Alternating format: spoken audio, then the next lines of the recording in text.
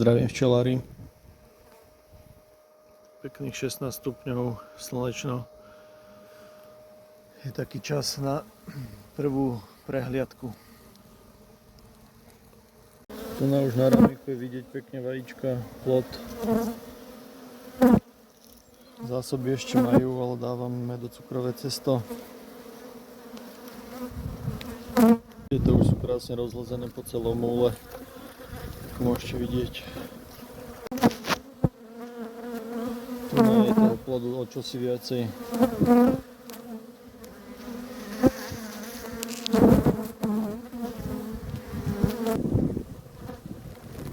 Plodu už na 3 rámikoch, 1, 2, 3.